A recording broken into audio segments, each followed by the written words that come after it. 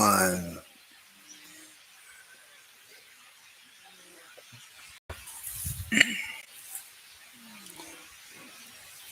And do some inking because this is the time of day when I'm about to work on it.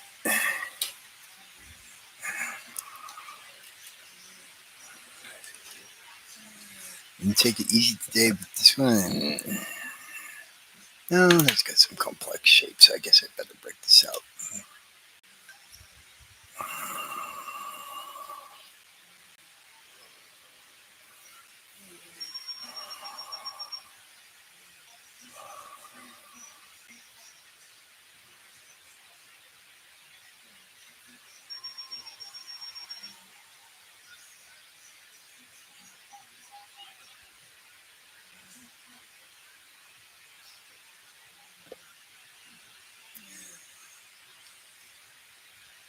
Hey, what's going on, Jason? Yeah. Well, normally I start even earlier.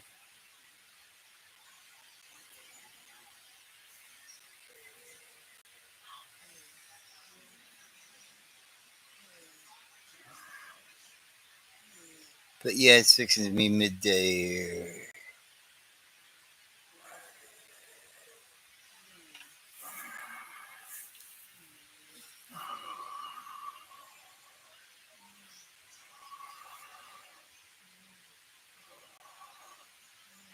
And I got all this stuff printed out. And yeah,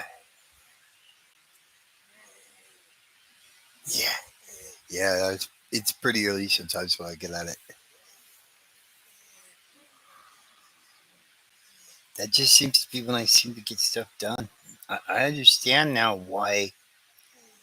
Like you heard that thing with Vince Galetta that like anything that didn't get done before noon got erased, and I kind of get that because it's like I mean I wouldn't do that, but I kind of get it because it's like dude you just shot. I am as I get older. I gotta take a nap around 2, and I'm in bed usually by 8.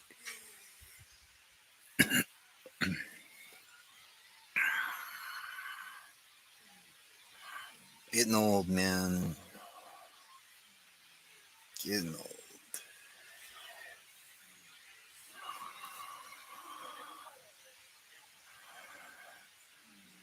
It's like the same problem I used to have in reverse. You don't have, you're still not up regular hours when everybody else is wanting to do what you're trying to do.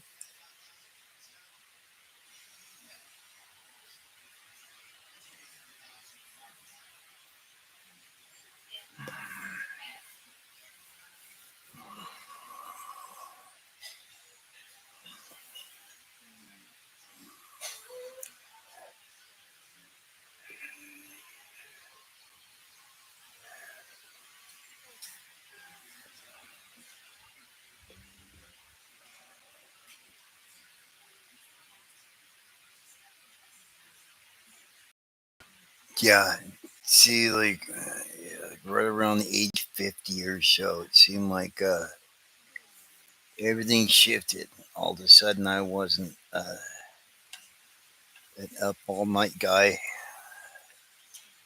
I was going to bed early and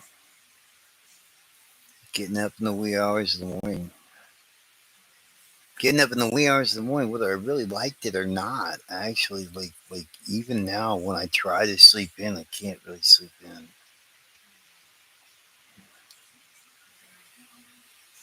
If I'm in bed past like 4, it's a really unusual sort of morning for me. Usually I'm up about 2.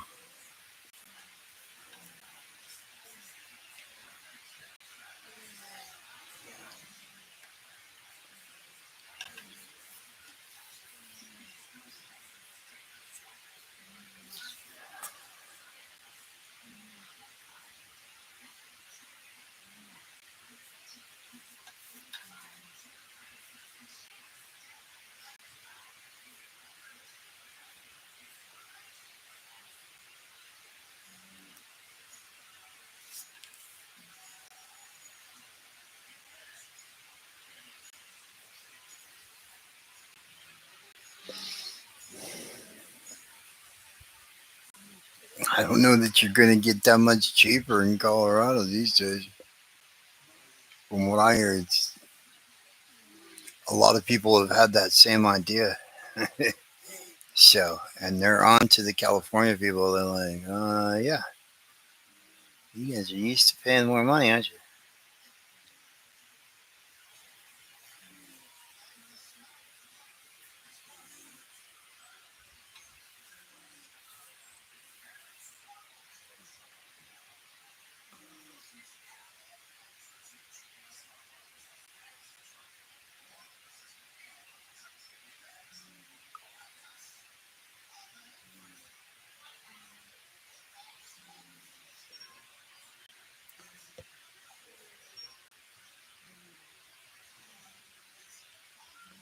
Right.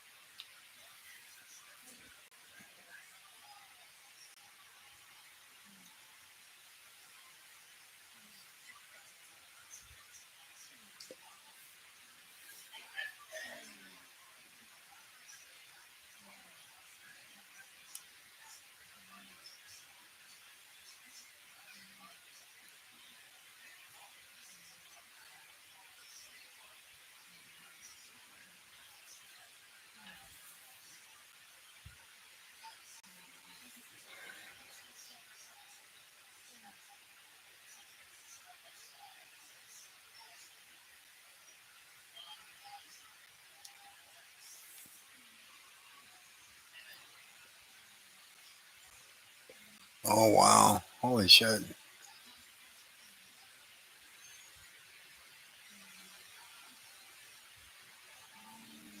Yeah, that's pretty crazy. I couldn't afford to do that.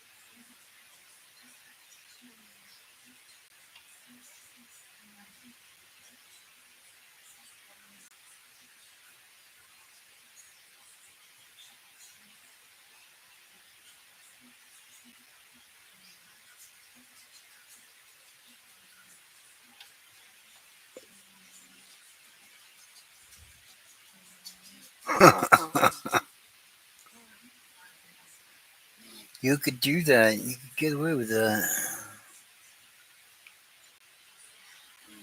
Like, dude, are you holding? And I'm like, yeah, of course I'm holding. Come over. Like, you know I am. Especially being in a legal state. Hell yeah.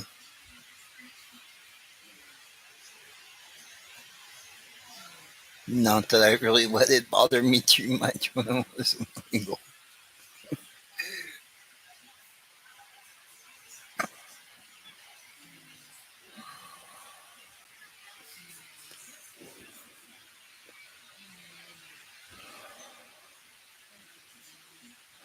Yeah, see, I don't even bother with that anymore. I don't even do that stuff anymore. There's so much laying around, like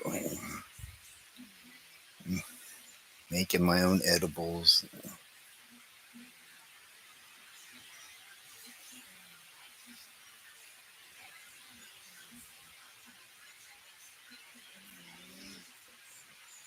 Yeah, and that was more of a time of like, geez, it was hard to come across. That was the thing, man. Get that stuff because, geez, that's what's gonna keep you going during the 6 months it's gonna take you to find another dealers if you're either gets pinched or moves or flakes off or whatever. Sometimes that stuff was the stuff that fucking gets you past it.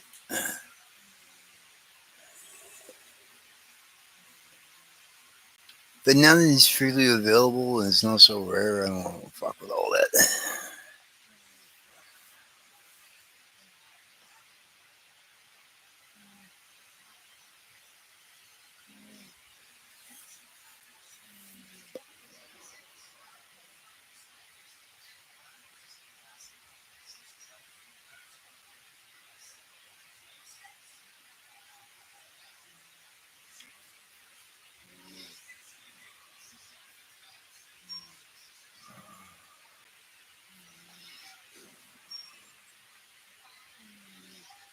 I did move on to other projects though. I know how to make weed butter now and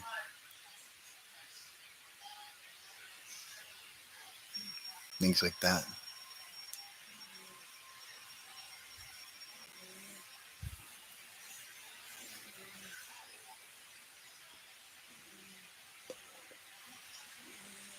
Yeah,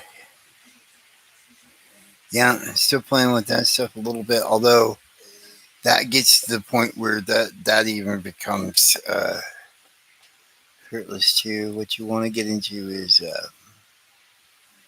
RSO because weed butter just becomes like yeah, you can do it, but it takes a little while to do, and there's kind of a limit on how potent you can get it to be. And like you said, like with your limits going up all the time and stuff, especially if you do edibles, it seems like that really you get a tolerance pretty quick. So eventually you wind up spending a lot of money eating your shit and not really getting that much of an effect out of it because your tolerance is so high, and that's where like RSO comes in. You top out, and then you don't have to go to as much trouble or anything else. You just grab this stuff from the dispensary and like add it to whatever, and there you go.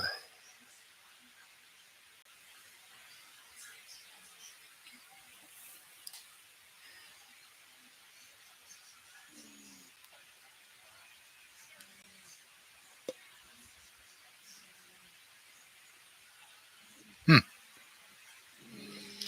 Well, that must be nice.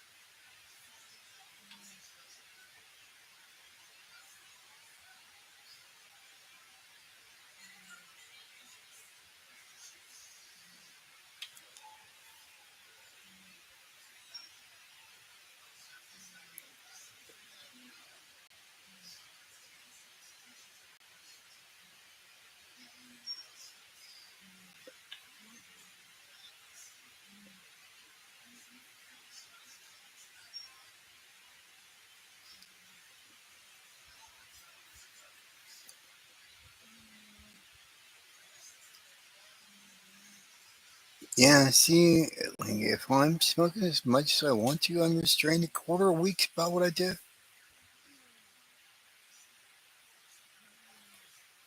If what if all I'm doing is smoking, nobody's dealing like distillate for a little bit, wax pens, shit like that. But my tolerance to that stuff seems to go pretty quick too. I was really better off with just some dry flour and my bong. Seems like.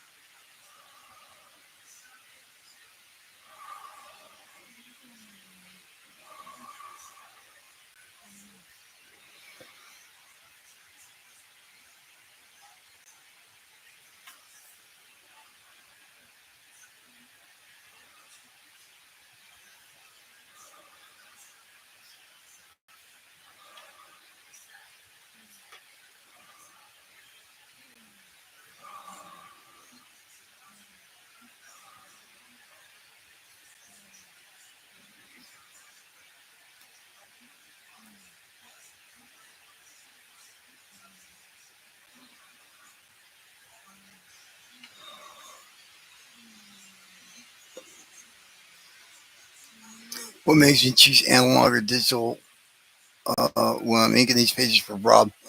Uh, some of these pages have X-rated material, uh, and this generally don't make the cut to print out because I want something that I can use for content if I'm going to do that. Um, and I also try to look for stuff. That's really about it. That's really about it. People are seem to be more into the analog inking on my channel than they are into the digital inking. Not that I don't have fans of the digital ink as well, but it just seems like it doesn't attract as many views. Um, so the stuff that I can print out, like if it's it has to be a panel that's going to fit on a piece of 8.5 by 11. Um, because I'm not gonna. Yeah, see, as a viewer, it is more entertaining, I think, too. Um, and people seem to have more questions about it. And I also tell people too all the time. I'm a big proponent of you should know how to do both. If you can use analog tools, it is going to help your digital game tremendously, and vice versa. Really, I've learned stuff working digitally that's affected my analog work to the point where, well, I'm much more confident throwing a line than I used to be. So I'm so used to shifting back and forth with digital and being able to undo or whatever. I just throw lines fearlessly now, and I find that I'm not screwing up that much. And the stuff that I do screw up, even when I'm working analog, is usually stuff that's super easy to fix when I take it back into digital, like I know I'm going to do anyway. So, but yeah, in these days of people using generative AI and trying to pass it off as their own analog work and standing next to it and things like this, I think people are more interested in the authenticity factor of something like this.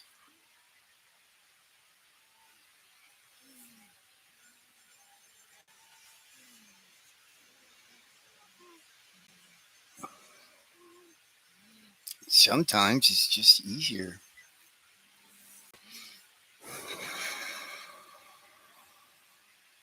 Seeing I can take advantage of both mediums like I'm doing right now. And I'm inking right through bands that I know are going to need to be there in the finished product because I know it's going to be easier to do those digitally when I go back in. So I very much try to enjoy the benefits of both mediums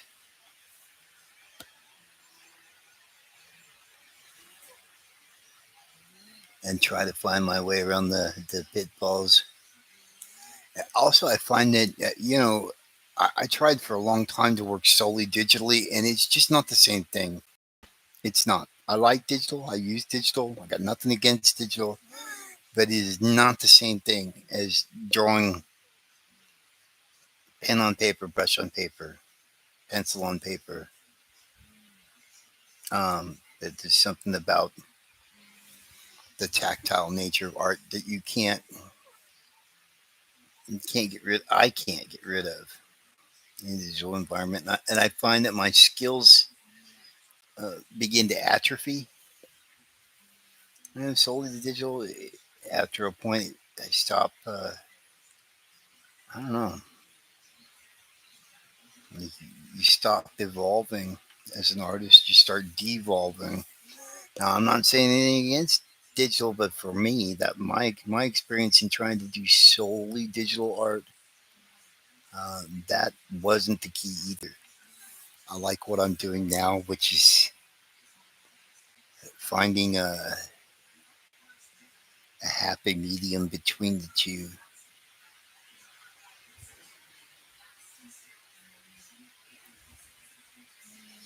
and also enjoying the confidence that being in control of the digital product it gives me too. Like I know that if I screw up, and it is just absolutely one of those things where like, oh geez, I would normally print this out as a brand new blue line and start all over and blah blah blah. And there's none of that anymore. None of that happens because I know no matter how sticky it gets, I know I can work it out digitally.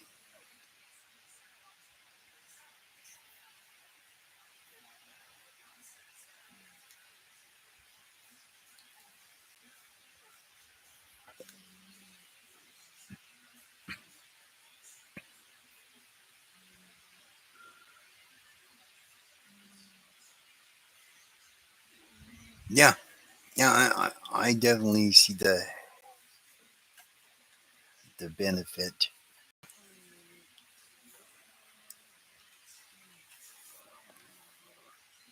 I do see them too as different mediums. Like the same way there's a difference between oil painting and watercolor. And for those that don't know, that difference is vast. You know, um,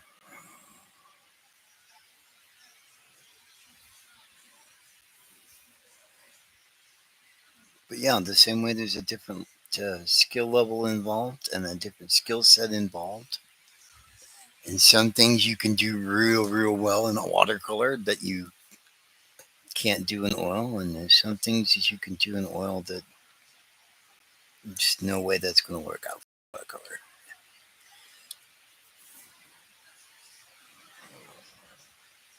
Just like there's things you can do in watercolor you can't do in charcoal. So yeah, it's just another medium,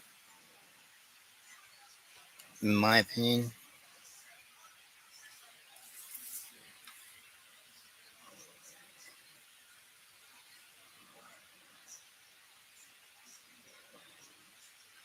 And with the levels of pressure sensitivity and what they've got going on with their brush engines with Clip Studio Paint, I definitely feel that any analog experience that you have directly translates to your ability to make digital art well.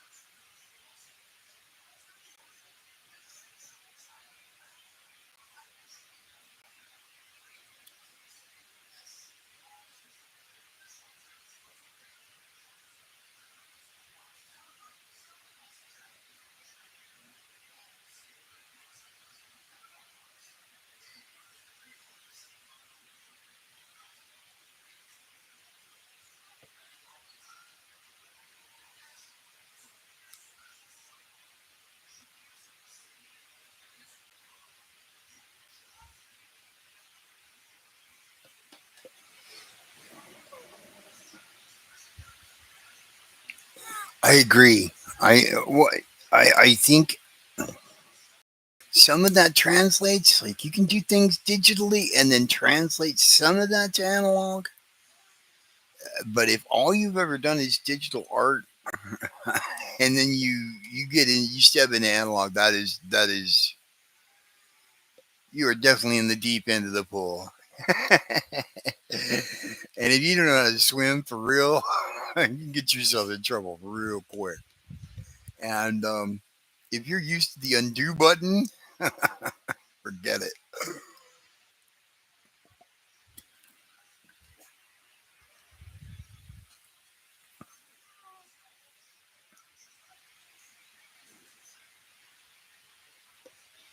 But yeah, I advise people all the time when they ask me about doing digital art, like, have you ever pulled out ink and actually done this with a brush, with a pen, even if it's just like a brush pen, like I'm using, No. Well,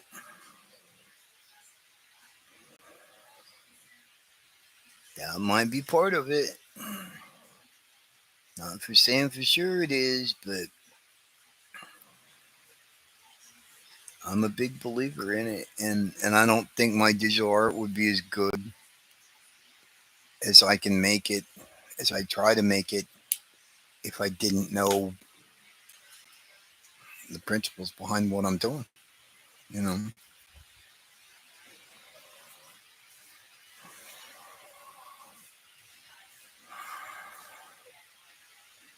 know, I've gotten a lot of compliments about my digital inking from people that are like, he knows digital.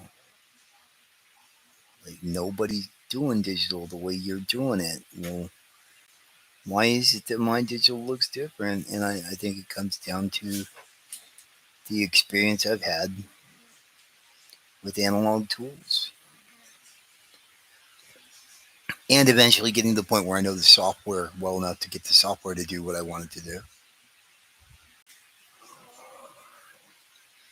But I've been using Clip Studio Paint now for 8 years or something.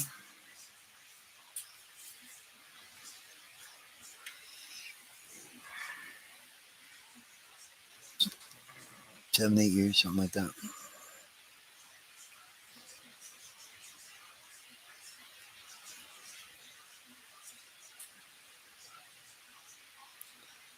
I remember when I started, I was using it on one of those tablets where you're working down here, but you're looking up at your monitor. Crazy.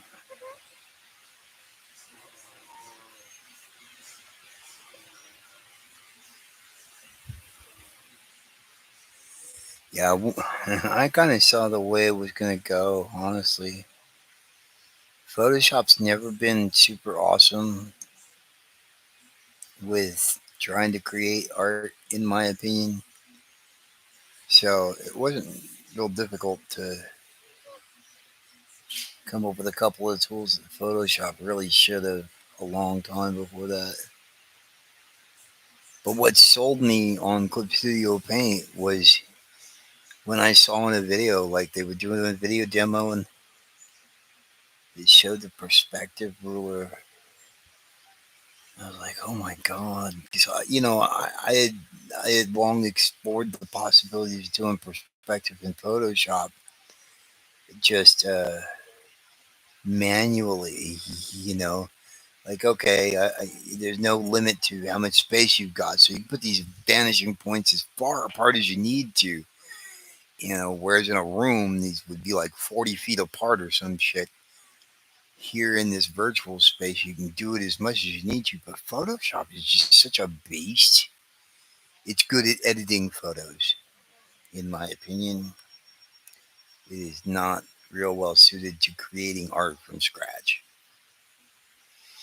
And when I saw what people were doing with Clip Studio Paint, and also I got an endorsement from a well-known comic professional that will remain nameless, that said that he was using Manga Studio, and that's what I was originally investigating, which by that time had become Clip Studio Paint. And like basically with that pro, it was like uh, if it's good enough for him, it's good enough for me. which is, you know, I do a lot of this stuff that I wind up testing. Hell, the the Tombow Funosaki markers that I'm using these days more than anything else. That I ordered the 30 pack of the hard tips. Where did I find these? David Finch was using these, and I went, "Oh, I'll order a couple of those and try that." You know,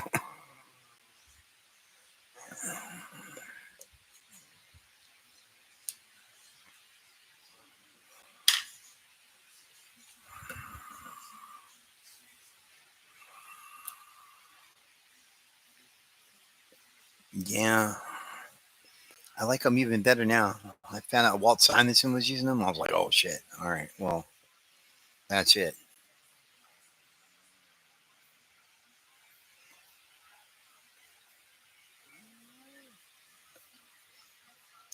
I did order some of the ones that Scott Williams, that I believe are the ones Scott Williams uses. And those are nice too. Those are very, like the Food Nosaki is kind of got a drier sort of stroke to it, like a marker kind of stroke. This was a little more like a quill because it was the ink flow was so wet.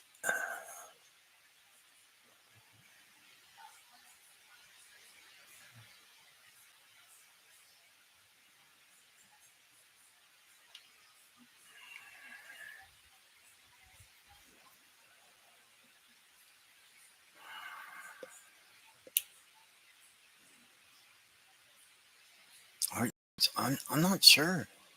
I'm not sure. You know, there's that. There's a channel that shows like all the artists like sketching at the conventions, stuff like that. And he's usually got a tool section.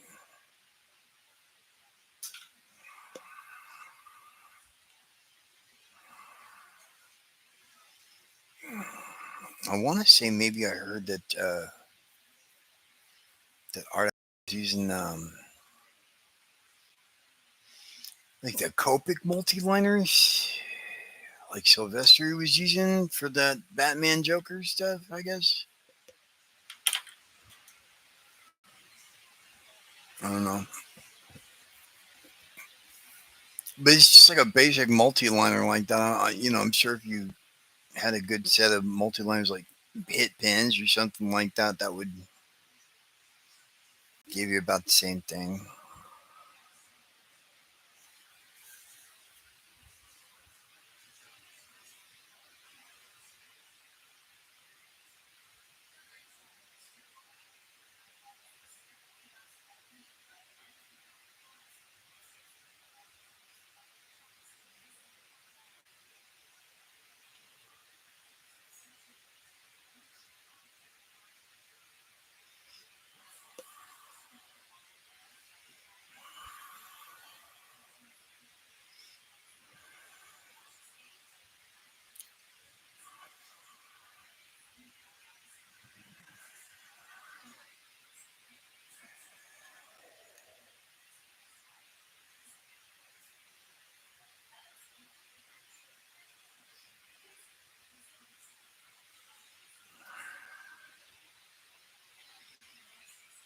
Hey, what's up, Rob?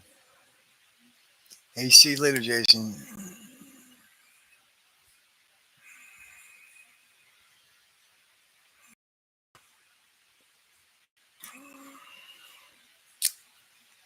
Yeah, this is when I got time to ink most days, and I was like, you know what?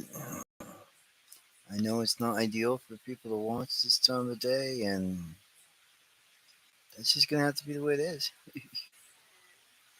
Because if I wait till people are ready to watch, man, I'm ready to crash. You want me to ink when I'm tired? I don't give a shit about anything when I'm tired.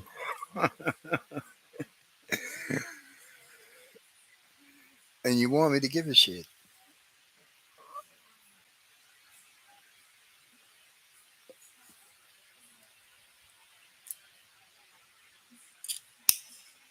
Jason's gone. Rob, come on in.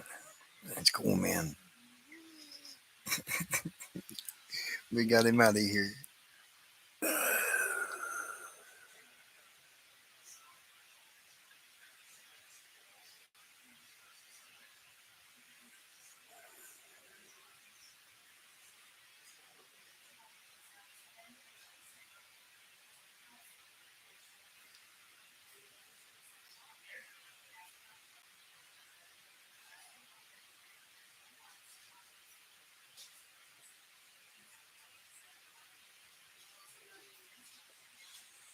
So yeah, we're gonna have some original art we can offer this one.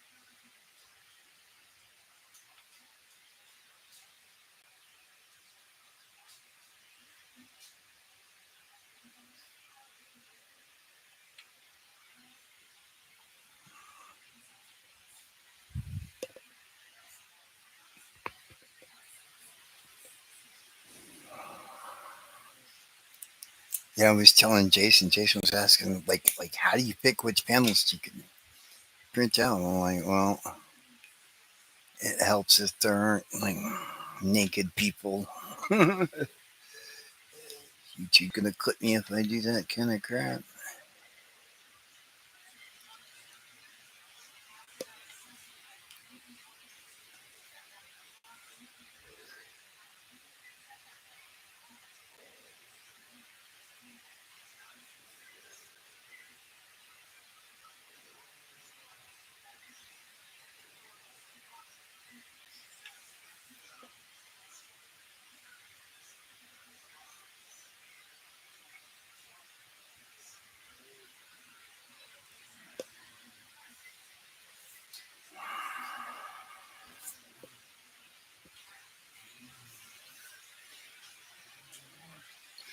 My wife's trying to be all quiet. She knows I'm live streaming.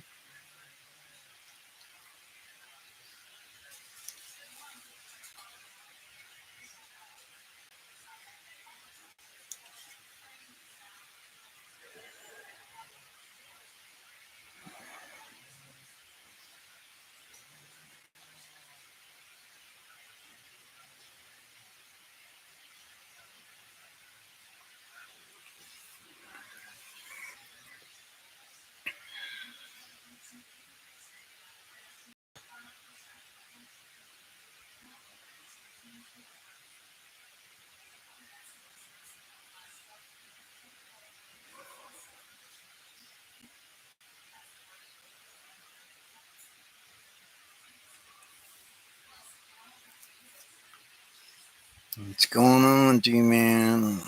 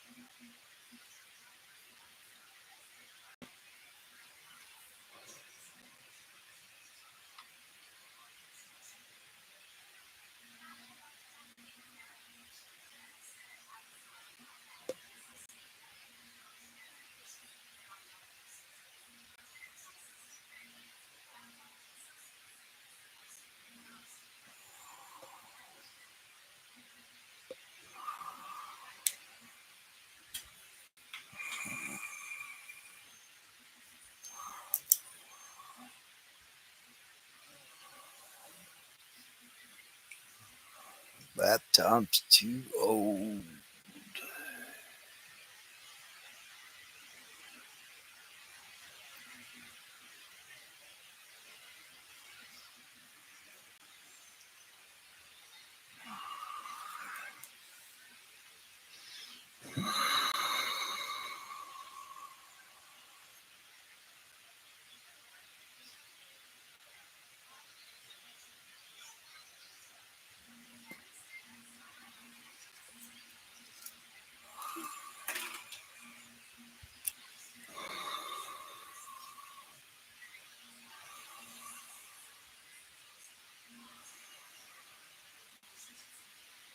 Everyone's really knocking himself out on these vessels. A lot of stuff here.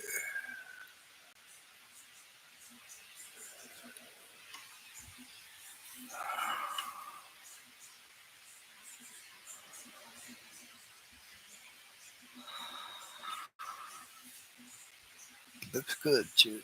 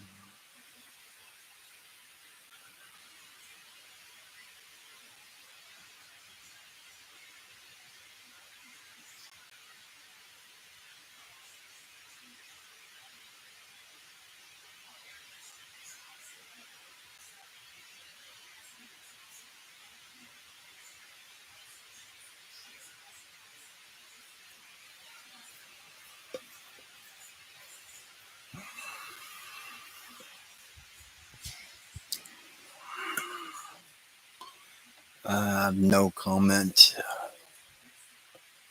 about Rob Liefeld.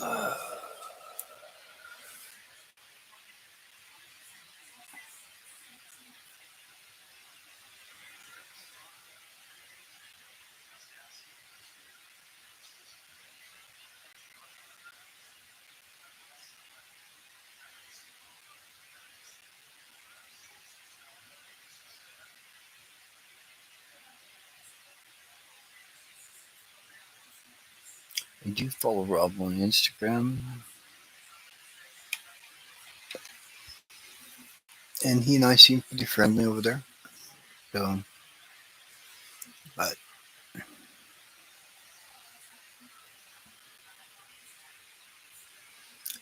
I'm also not in the business of Rob Liefeld either. I have no idea what he's up to.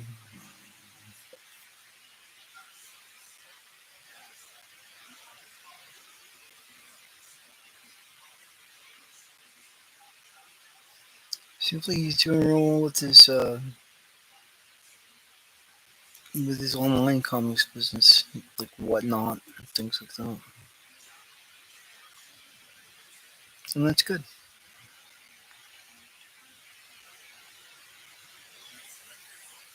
I like to see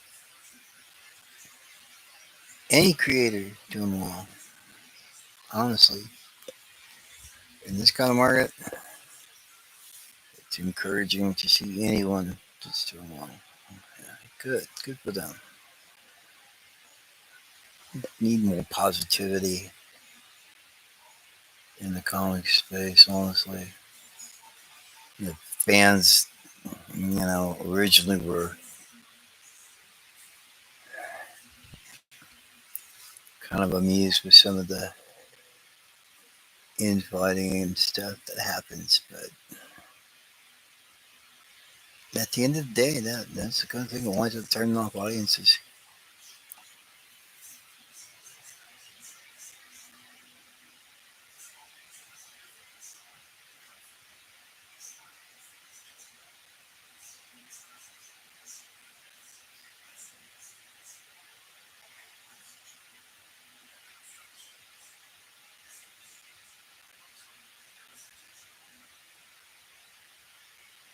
Wow,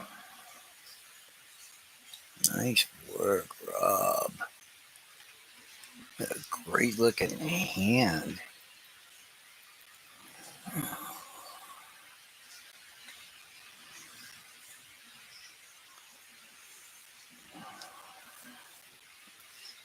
Rob and I first became acquainted a couple weeks ago. I went up. He's really stepped up his game.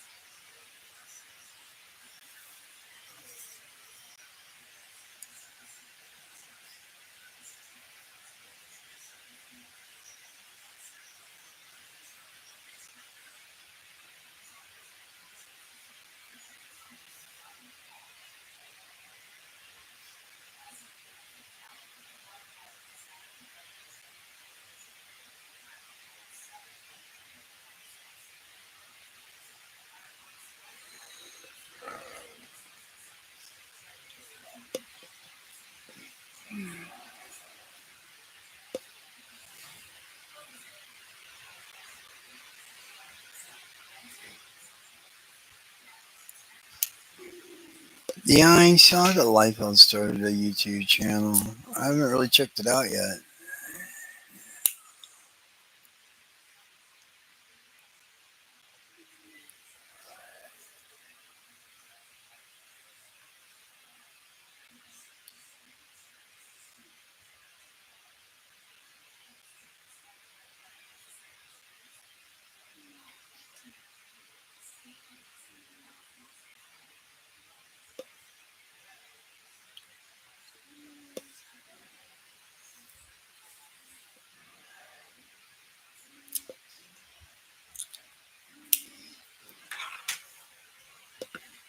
Sorry.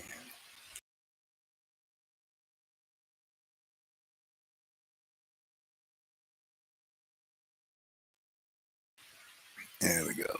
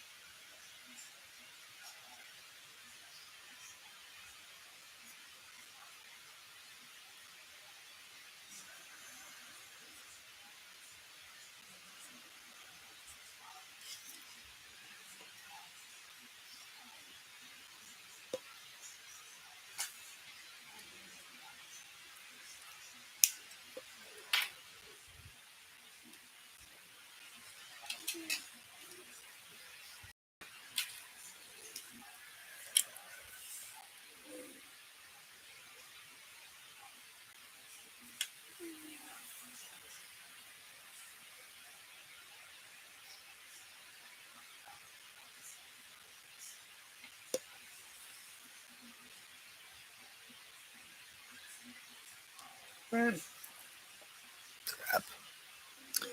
That's not gonna be ideal.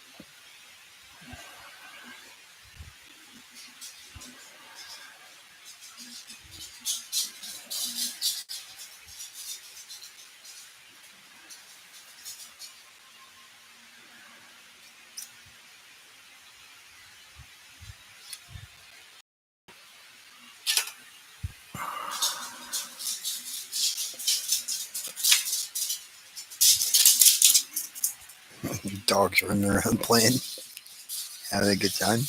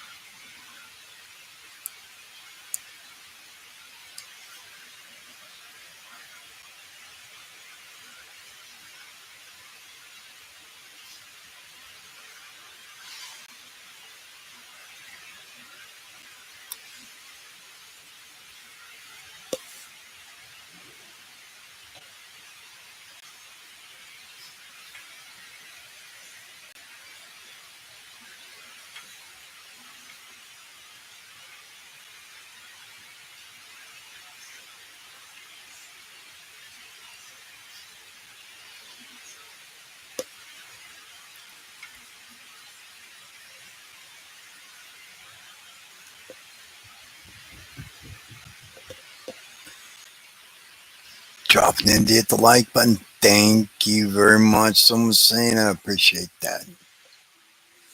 Very, very much. I appreciate it.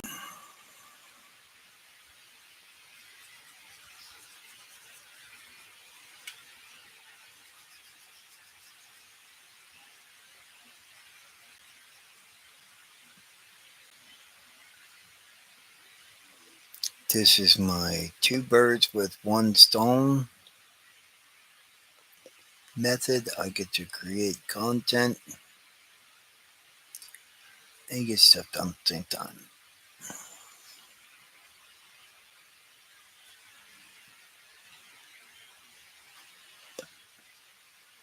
I get to say hi to everybody. Anyway,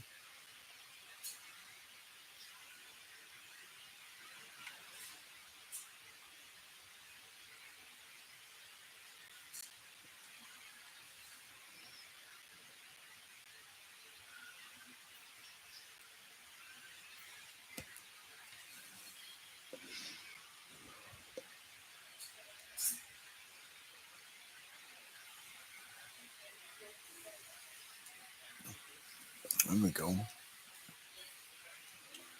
Yeah, you guys might be able to see a little better.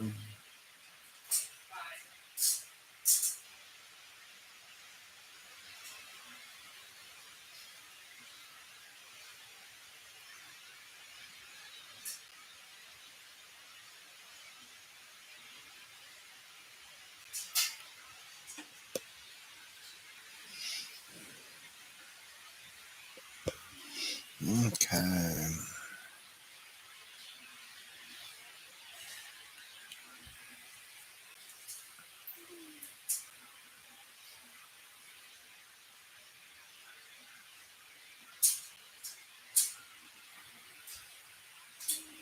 Got the main blankers taken care of, I think.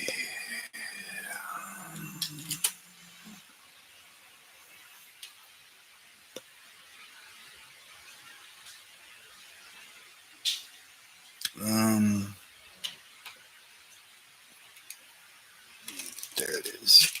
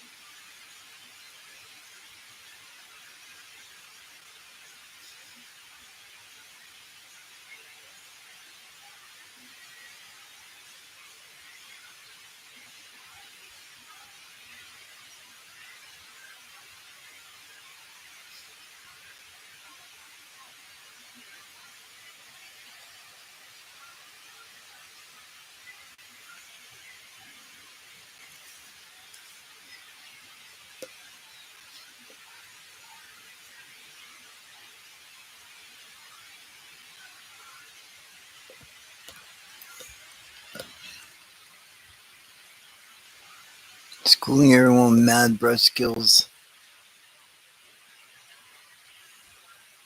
Uh, this is a tombo. This is a tombo food and sake. Now, if you're talking about this brush, this is it's a Kuretaka number 8. I think it is. They got a number 7 and a number 8 that look similar. And this one's got like a felt tip kind of deal going on with it. Get it up there where maybe it'll come on. Anyway, that's got a felt tip. This one is more of your traditional sort of brush tip, and I got them rocking the platinum carbon cartridges in them, so you don't have to dip. You don't clean them because they're so inexpensive. You don't even really have to worry about it. And honestly, if you cap them in between uses, I haven't had any problems with any drying out or anything. And I get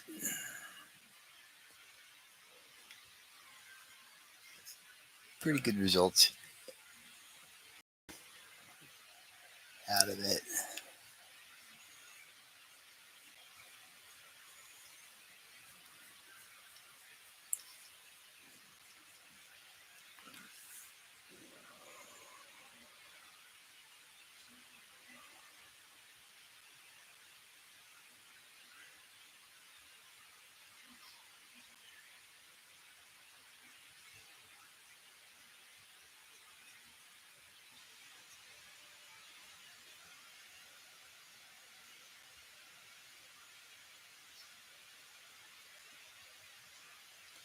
It'll give you a nice wide range of lines. Like if I lay it down inside, it'll give me a nice little bloop like that, and help me fill in stuff. You get it up on its point, and you really lighten up, and it'll let you get you lighter stuff too. At any time, I can use a brush to give me hair that's usually a better result texturally for me.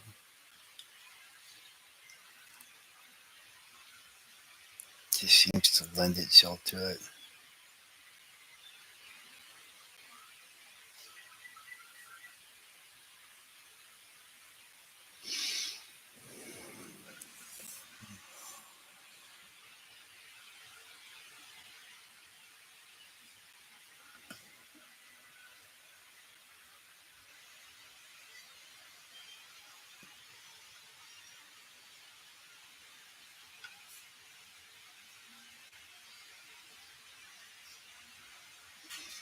I'll have to look and see on Amazon exactly what kind of Kuretaka this is.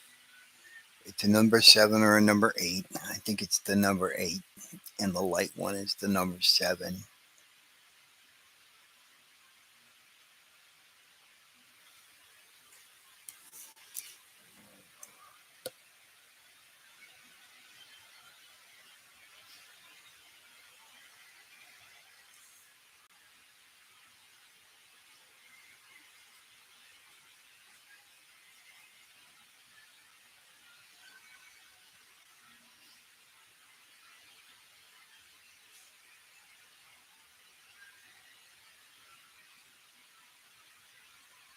Nice variety of lines with it.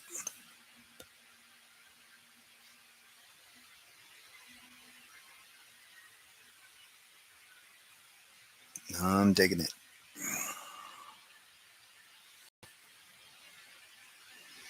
And this one that I've got, I'm probably almost a year old, something like that. It's getting too small. Maybe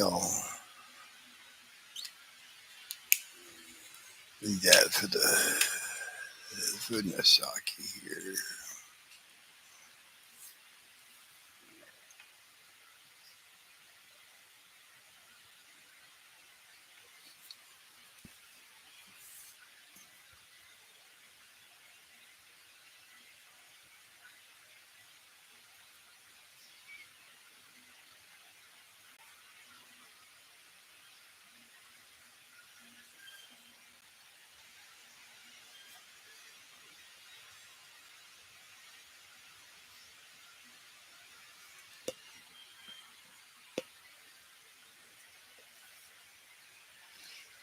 Yeah, I keep seeing these printouts, and I'm like, yeah, you should live stream, man.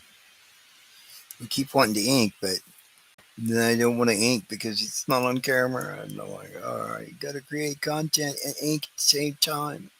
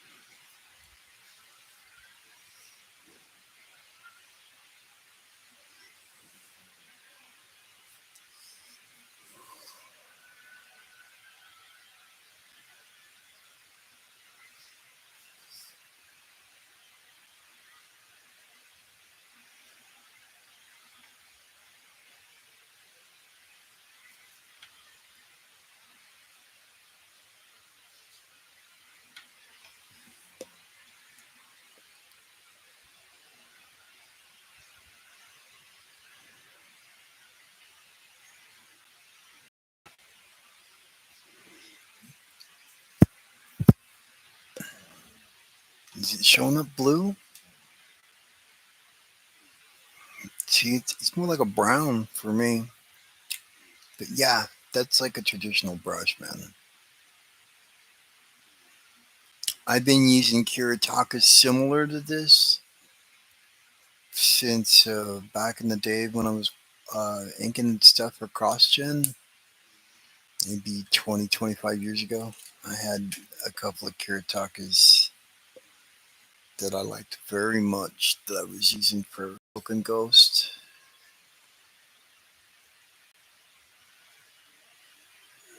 So when I started doing stuff on camera with the YouTube channel, I turned again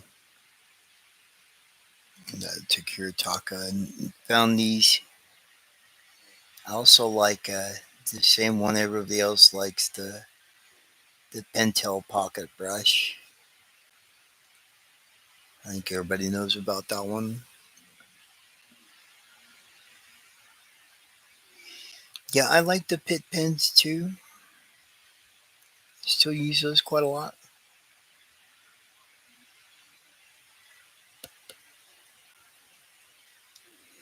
Just trying to use the Tombos more often because I bought a bulk of them on Amazon. You can find a deal on Amazon where they'll send you like 30 of these hard tipped ones for $20 or something. Now, I do a lot of work digitally, so 30 of these things probably will last me years and years and years, possibly the rest of my life. I don't, you know.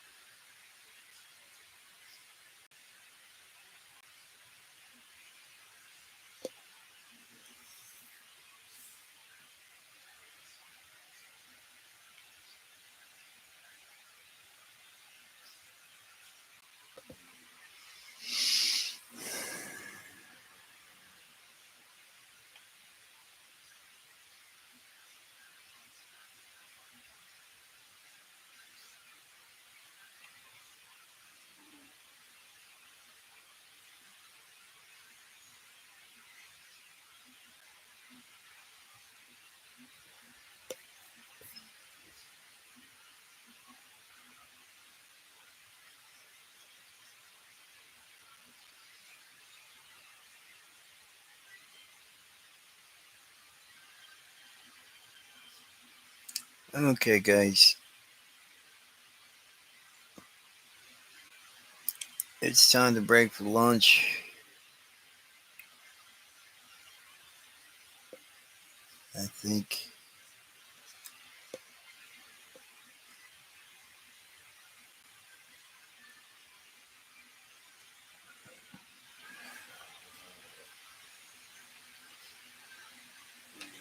Yeah, I'm gonna stop here for now and end the stream. I've been on for about an hour and a half and got quite a bit done on this. Um, I'll finish this up after lunch. I may come back later on with an afternoon stream. I may not. I'm not sure quite yet. Anyway, I appreciate y'all coming out to join me and take a look at this and watch watch me ink. Anyway, I appreciate you. We'll see you next time. Bye.